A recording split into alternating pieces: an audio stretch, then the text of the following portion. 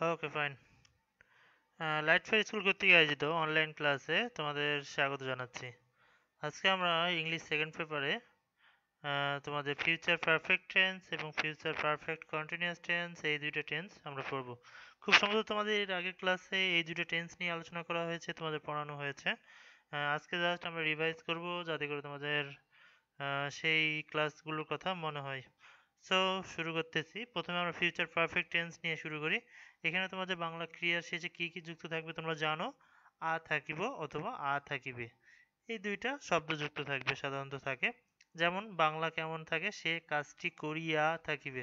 এখানে দেখো, এখানে এখানে কাজ করা হলো ভার্ব, আর তার তার সাথে আ থাকিবে যুক্ত আছে। সো ফিউচার পারফেক্ট টেন্স আমরা চিনতে পারবো এভাবে, হ্যাঁ। তারপর দেখো, এটা হলো স্ট্রাকচার কেমন, যেটা গঠন প্রণালী কিভাবে করব আমরা। প্রথমে আমরা সাবজেক্ট দিব, তারপরে শ্যাল হ্যাভ অথবা উইল হ্যাভ ইউজ করব। এবং এখানে তোমাদের আরেকটা জিনিস বলে রাখি যে শ্যাল শুধুমাত্র আই এবং উই এই দুইটা সাবজেক্টের ক্ষেত্রে আমরা শ্যাল ব্যবহার করব, আদারওয়াইজ যে বাকি সাবজেক্ট আছে সেগুলোর ক্ষেত্রে আমরা উইল ব্যবহার করব। আই এবং উই এর ক্ষেত্রে শ্যাল ব্যবহার করব, ওকে। তারপরে গেল উইল হ্যাভ বা শ্যাল হ্যাভ দিলাম। তারপরে ভার্বের ফার্স্ট পার্টিসিপল ফর্ম। এখানে ভার্বের ফার্স্ট পার্টিসিপল ফর্ম বলতে বোঝাচ্ছে যে তোমাদের গো, ওয়েন্ট, গান, কাম, কেম, কাম, এই ধরনের যে 3 নম্বর যে স্টেপটা আছে ফার্স্ট পার্টিসিপল, সেটার ফর্ম। এবং বাকি যদি কোনো অংশ থাকে অবজেক্ট আমরা সেখানে লাগাই দেব। এখন দেখো, সে কাজটি করিয়া থাকিবে, এটাকে যদি আমরা ট্রান্সলেট করি হি অর শি, তুমি যে কোনো সাবজেক্ট দিতে পারো, সে মেয়ে হতে পারে, ছেলে হতে পারে। He or she will have done the work. So এখানে গেল আমরা প্যাটার্ন ওয়ানে যদি বলি পজিটিভ, যদি আমরা প্যাটার্ন ওয়ানে দেখি পজিটিভ সেন্টেন্সের ক্ষেত্রে স্ট্রাকচার সব কিছু একই, একদম সেম থাকবে। এখানে আমি 3টা সেন্টেন্স দিয়েছি প্র্যাকটিস করার জন্য। দেখো 3টা সেন্টেন্স। প্রথমটা হলো আমি বিকেল 3টার মধ্যে ভাত খাইয়া থাকিব। তাহলে I shall have eaten rice by 4 PM। প্রথমে সাবজেক্ট দিয়েছি, তারপরে শ্যাল হ্যাভ দিয়েছি, তারপরে ভার্বের ফার্স্ট পার্টিসিপল ফর্ম করেছি, এবং যদি বাকি অংশ থাকে সেটা আমরা দিয়েছি, যেমন রাইস বাই 4 PM। এটা হলো এক্সটেনশন বা অবজেক্ট বা বাকি অংশ। তারপরে সেন্টেন্সটাতে যদি আমি যাই, তুমি যাওয়ার পূর্বে রহিম আসিয়া থাকিবে। এখানে মেইন কাজ কোনটা, রহিম আসিয়া থাকিবে। তাহলে রহিম উইল হ্যাভ কাম, কেম, কাম। এখানে ভার্বের 3 বিফোর ইউ উইল গো, ওকে। বালকটি অঙ্ক করিয়া থাকিবে।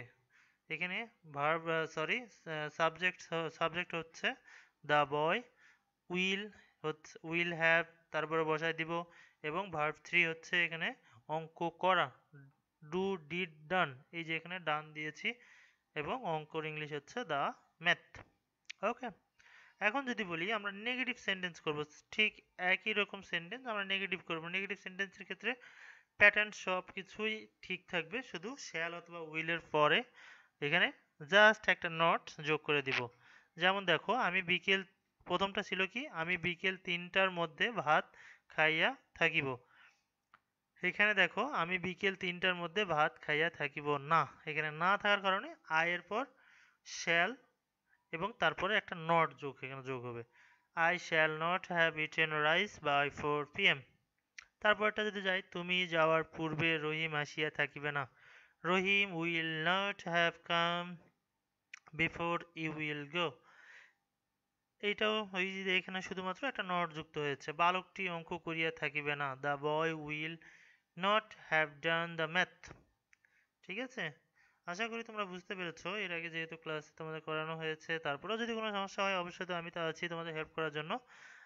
তারপরে দেখো, আমরা ফিউচার পারফেক্ট টেন্স যদি আমরা শেষ করে যদি পরের টেন্সে যাই, ফিউচার পারফেক্ট কন্টিনিউয়াস টেন্সে যদি যাই, এখানে দেখো প্রথমে আমরা বাংলা ভার্বের সাথে যে বাংলা ক্রিয়ার সাথে কি থাকবে, তে থাকিব বা তে থাকিবে যুক্ত থাকিবে। এখানে দেখো তে থাকিব বা তে থাকিবে যুক্ত থাকবে। তবে একটা জিনিস তোমাদের মেনশন করে দেই যে ফিউচার পারফেক্ট কন্টিনিউয়াস টেন্সে অবশ্যই সময় উল্লেখ থাকিবে।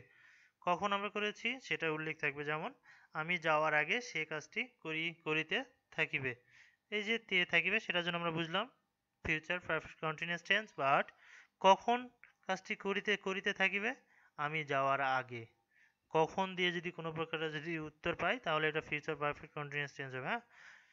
অবশ্যই তে থাকিব বা তে থাকিবে যুক্ত তো থাকবেই, তার সাথে সময় উল্লেখ থাকবে।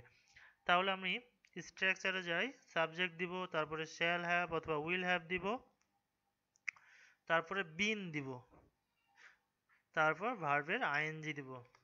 ঠিক আছে, তারপরে যদি কোনো অবজেক্ট থাকে, কোনো বাকি অংশ থাকে, সেগুলো আমরা যোগ করে দিব। এখন দেখো প্যাটার্ন 1-এ দেখো যদি পজিটিভ সেন্টেন্স হয় তাহলে স্ট্রাকচার প্যাটার্ন 1 দুইটাই সেম। এখানে আমাদের প্রথমে হচ্ছে একটা সেন্টেন্স দেখো, তারা আসার আগে আমি কাজটি করিতে থাকিব। এখানে কে কাজটি করে? আমি। I shall have been working before they come.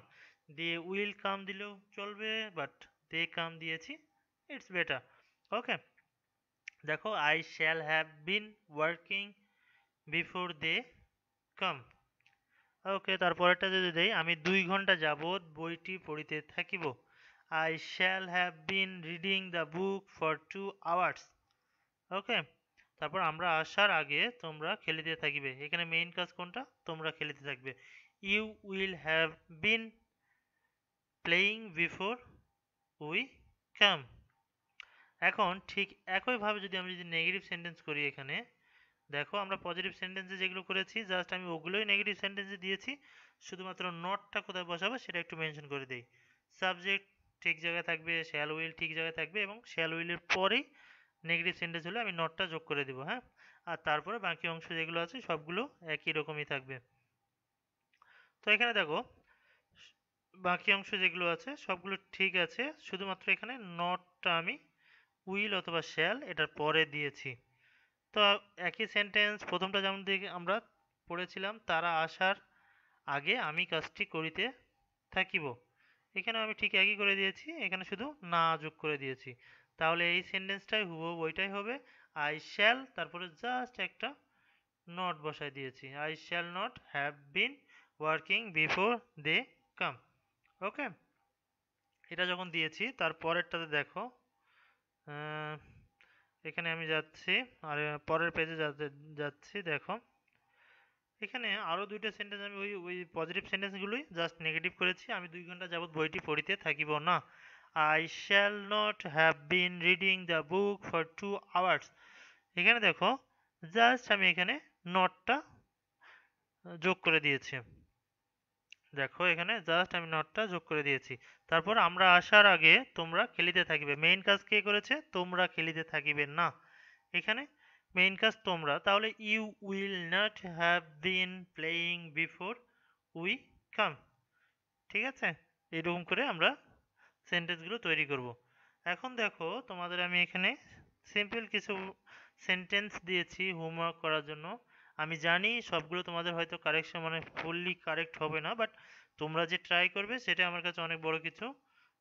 এখানে আমি যে সেন্টেন্সগুলো দিয়েছি যতটুকু পারা যায় তোমরা এগুলো ট্রান্সলেট করো। বাংলা থেকে ইংলিশে করতে পারো নাকি একটু ট্রাই করে দেখো।